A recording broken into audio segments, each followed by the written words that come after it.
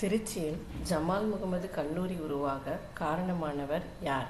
அறிஞர் அண்ணா, காயிதே மில்லத், திருவிக, காரியாசன்.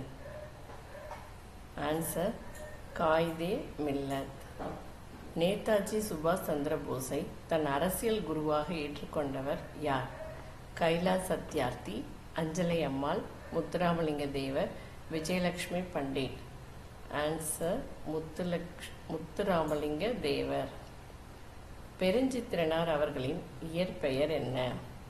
துரைமாணிக்கம், காரியாசன், திருவிக, அண்ணா. பெருஞ்சித்திரனார் அவர்களின் இயற்பெயர் துரைமாணிக்கம். கரும்பின் நுனி பகுதி எவ்வாறு அழைக்கப்படுகிறது? கரும்பின் நுனி பகுதி எவ்வாறு அழைக்கப்படுகிறது? கொழுந்தாடை, தண்டு, முள், இலைமுனை. ஆன்சர் கொழுந்தாடை. சிறுபஞ்ச மூலத்தின் ஆசிரியர் யார்? திருவிக, காரியாசன், அண்ணா, மாணிக்கம். சிறுபஞ்ச மூலத்தின் ஆசிரியர் காரியாசன்.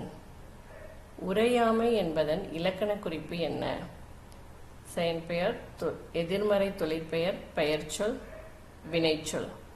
உரையாமை என்பதன் இலக்கண குறிப்பு எதிர்மறை தொழிற்பெயர்.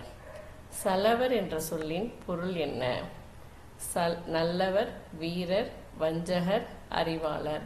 சலவர் என்ற சொல்லின் பொருள் வஞ்சகர். முதுமொழி காஞ்சியின் மற்றொரு பெயர் என்ன? முதுமொழி காஞ்சியின் மற்றொரு பெயர் என்ன? அறவுரை கோவை. தென்னாட்டின் ஜான்சி ராணி என்று அழைக்கப்படுபவர் யார்? அன்னை தெரசா, விஜயலட்சுமி பண்டிட், அஞ்சலை அம்மாள், இந்திரா காந்தி. தென்னாட்டின் ஜான்சி ராணி என்று அழைக்கப்படுபவர் அஞ்சலை அம்மாள்.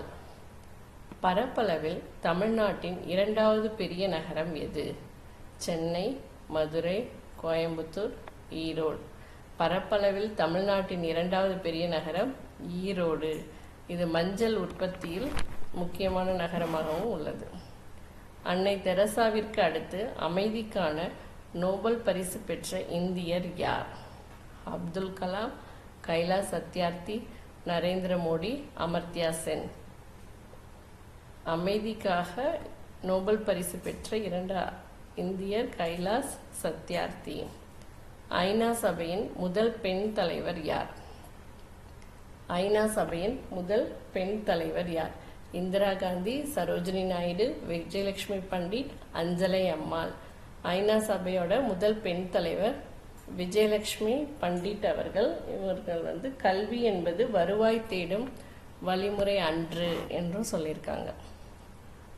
தமிழ் தென்றல் என்று அழைக்கப்படுபவர் யார்? பாரதியார், பாரதிதாசன், திருவிக, அண்ணா. தமிழ் தென்றல் என்று அழைக்கப்படுபவர் திருவி கல்யாண சுந்தரனார். சரஸ்வதி மஹால் நூலகம் அமைந்துள்ள இடம் எது?